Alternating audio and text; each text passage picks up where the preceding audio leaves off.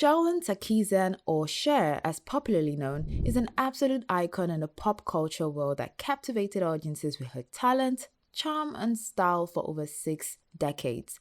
But her journey was far from easy. She's faced with harsh realities of poverty, battered prejudice, endured abuse, fought against illness, and tasted the bitter sting of betrayal. Join us on the journey as we unveil the captivating tale of Cher, and along the way, we'll treat you to some of her rare photos. Cher, born with the name Cherilyn Sarkisian on May 20, 1946 in El Centro, California, had a tough start in life. Right from the early days of her life, it seemed like she was born into a life of struggle. Her dad, John Sarkisian, an Armenian-American truck driver, had his fair share of issues with drugs and gambling. On the other hand, her mom was a hardworking woman who became a mother at the young age of 19. Unfortunately, Cher's father was hardly around during her early days, and her parents ended up divorcing when she was just 10 months old. Later on, her mom tied the knot with actor John Southall, but things didn't go so well in her mom's second marriage either, and it ended when Cher was only 9 years old. Life sure threw some curveballs at Cher right from the beginning. Cher's mom, Holt, went through a whole lot of marriages and divorces, more than 6 times. They were always on the move, hopping around different places like New York, Texas, and California.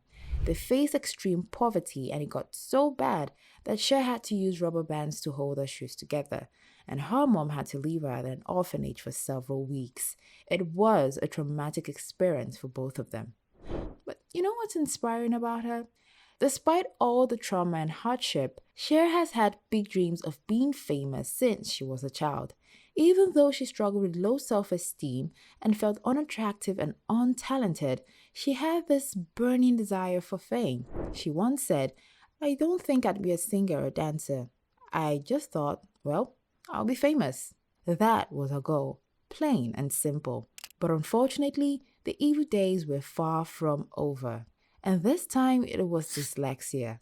Cher had a tough time with reading all throughout her grade school years, and when she hit 16, she dropped out. The crazy thing is that she didn't even know she had dyslexia until she turned 30. Back in school, nobody figured it out, and her dyslexia went totally unnoticed. Teachers thought she just wasn't trying hard enough. In an interview, Cher spilled the beans, saying, "I never read in school. My grades were a mess. D's, F's, and some C's in a few classes. But hey, I also managed to get some A's and B's in other classes. Then, in the second week of the 11th grade, I straight up quit. School was seriously tough for me. I had to rely on my listening skills to learn pretty much everything, and my report cards always said I wasn't reaching my full potential." But despite not being an excellent student, Cher was intelligent and creative and always knew she'd be a star. At age 16, Cher decided it was time to be independent and left her mom's place to make her own way in life. She teamed up with a friend and started hustling. She took acting classes, worked odd jobs to make ends meet, and even danced in small clubs along the famous Sunset Strip in Hollywood. She was all about putting herself out there and wasn't shy about approaching people who could help her: performers, managers, and agents. And here's where things get interesting. In November 1962, Cher crossed paths with this dude named Sonny Bono, who was working for a record producer. Cher was actually on the edge of getting kicked out of her place, so she straight up walked to Sonny and spilled her guts. She was like, "Hey, listen, I'm sick and broke, and I can't go back to my mom's house. I just want to do my thing, but I've got no place to crash." And you won't believe what Sonny said next. He was like, "Can you cook and clean? Smooth moves, Sonny." And, of course, Cher was like, yeah, totally. But let's be real. She couldn't really cook or clean. It was all part of her game, But hey, she took Sonny up on his offer and became his housekeeper. Little did they know that this was just the beginning of a crazy journey together. So Sonny and Cher started as roommates, but love had other plans for them. They fell for each other and decided to tie the knot in 1964, though their wedding was pretty low-key. Just a cool ceremony in a hotel room down in Tijuana, Mexico. Now, Sonny was already in the music business, working with record producer Phil Spector. And guess what? He introduced Cher to Spector, who saw her potential and got her to be a backup singer for various artists. She lent her vocals to hits like the Ronettes' Be My Baby and the Righteous Brothers' You've Lost That Lovin' Feeling. But Cher's first single, Ringo I Love You, didn't quite make it big. Radio stations thought her deep voice sounded like a man's voice. After a while, Sonny and Cher started enjoying the spotlight.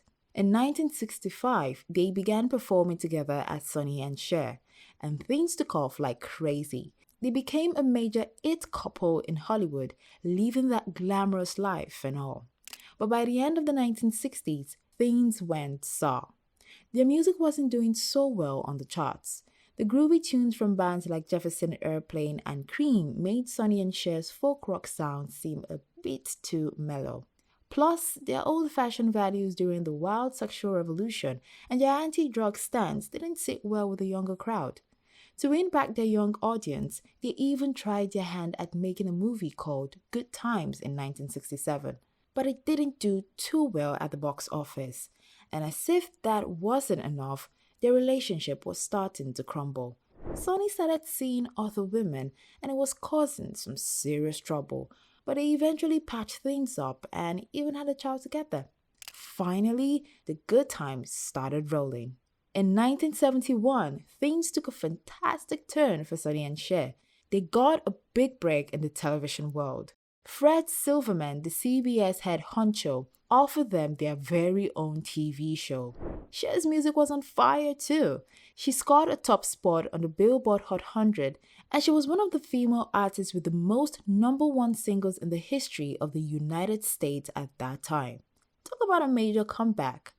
After dealing with all those rough days, it was finally time for Cher to shine. She was slaying it on TV and ruling the music charts. Looks like all that hard work and determination paid off big time. Cher was on top of the world.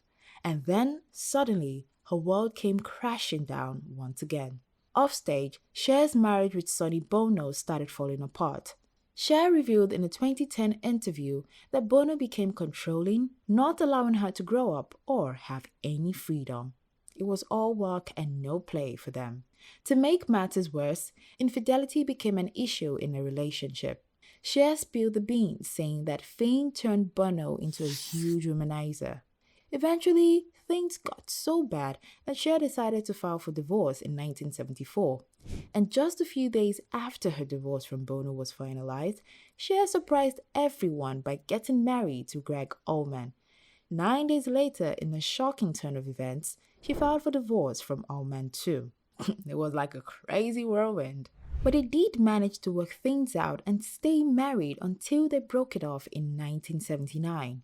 By then, Cher couldn't manage Allman's struggle with drug and alcohol addictions anymore.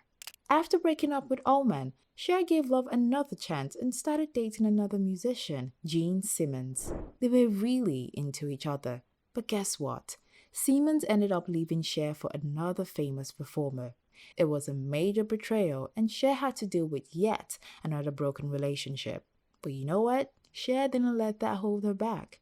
After Simmons, she explored love with other guys. She dated Val Kilmer, Josh Dunan, music producer, Tom Cruise, Rob Camilletti, who was 18 years younger, Richie Sambora, and even screenwriter Ron Zimmerman, who was 12 years younger. It's like she had a thing for younger guys, you know? It became her trend. And guess what? She's still at it. Currently, she's with Alexander Edwards, a music executive who's a whopping 40 years younger than her. You can imagine it raised some eyebrows among fans. But Cher doesn't let age bother her. She defended their age gap, saying that love doesn't care about numbers. Cher has never been afraid to follow her heart, no matter what others think. And that's what makes her the fierce and fabulous Cher we all know and love. If you enjoyed this video, there's a good chance you'll also enjoy the one showing on your screen right now. Click, enjoy, and don't forget to subscribe to the channel. See you on the next one.